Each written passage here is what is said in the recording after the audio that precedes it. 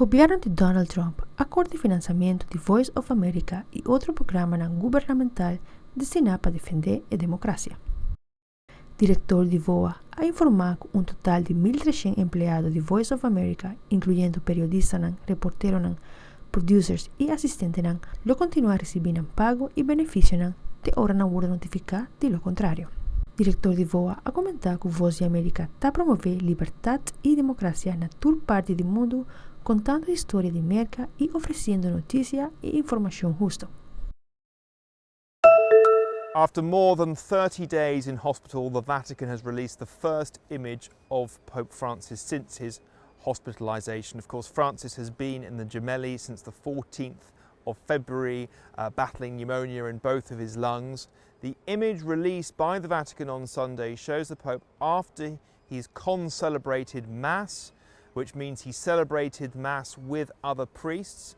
And in the image, we see the Pope wearing a stole, which is a vestment worn by priests when they celebrate Mass. So in the Vatican, this is being seen as an encouraging sign for Francis as he continues to recover from this pneumonia, which has been in both of his lungs and in which he's been in the hospital now for several weeks. Now, Francis on Sunday said that this time in the hospital had been a period of trial for him. It's obviously been a really difficult period for the Pope. He is saying he's uniting himself with other people who are sick. He thanked children who gathered at the Gemelli Hospital on Sunday to show their support for Francis. He thanked them for being there to show them their solidarity with him. And of course, it's been an anxious time in the Vatican. People have been gathering each evening behind me in St. Peter's Square to pray for the health of the Pope and for his recovery. We have in recent days been told by the Vatican that Francis is making slow improvements. However, his clinical condition is complex. He still needs to be in the hospital to receive treatment.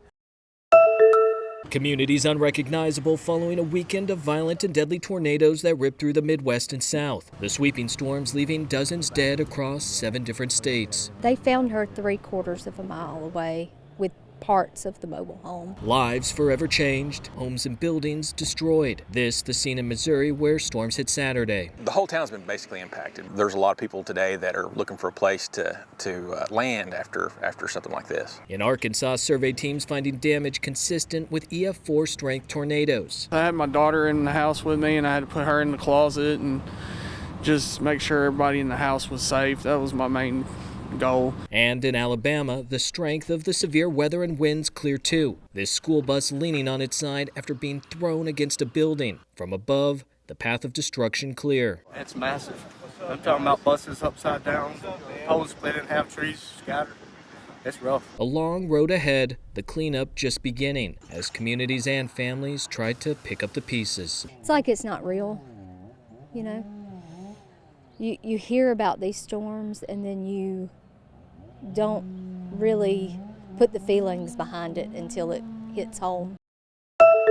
Fueron recibidos en el aeropuerto internacional bajo un fuerte dispositivo de seguridad, desplegados por aire y tierra. Encadenados de manos, estos supuestos miembros de la peligrosa pandilla venezolana, Tren de Aragua, fueron trasladados al centro de confinamiento del terrorismo SECOT. La información fue confirmada por el presidente Nayib Bukele, quien a través de su cuenta de X expresó: hoy arribaron a nuestro país los primeros 238 integrantes de la organización criminal venezolana Tren de Aragua. Fueron trasladados de inmediato al SECOT, el centro de confinamiento del terrorismo, por un periodo de 1 año prorrogable. Estados Unidos pagará una tarifa muy baja por ellos, pero una alta para nosotros. Además, fueron recibidos en el SECOT deportados de Estados Unidos 23 pandilleros de la MS-13, entre ellos 2 cabecillas. Esto nos ayudará a finalizar la recopilación de inteligencia y perseguir a los últimos remanentes de la MS-13, incluidos sus antiguos y nuevos miembros. Dinero, armas, droga, escondites, y patrocinadores, señaló el presidente Bukele. El acuerdo establece que Estados Unidos pagará un costo por prisionero de unos $20,000 por reo al año, $6 millones en total. El arribo de este primer grupo de inmigrantes convictos de otros países se da luego de la visita del secretario de Estado a El Salvador el pasado mes de febrero, donde El Salvador ofreció a sus cárceles para recibir a reos de otras nacionalidades. Al respecto, el secretario de Estado, Marco Rubio, escribió en su cuenta de X: hemos enviado a 2 peligrosos líderes de la MS-13 y a 21 de sus más buscados de regreso a El Salvador para que compadezcan ante la justicia. Además, como prometió el presidente Trump, enviamos a más de 250 extranjeros enemigos del tren de Aragua, quienes El Salvador se ha comprometido a mantener en sus excelentes cárceles a un precio justo, que también ahorrará dinero a nuestros contribuyentes. El presidente Nayib Bukele no solo es el líder de la seguridad más fuerte de nuestra región, sino que también es un gran amigo de los Estados Unidos.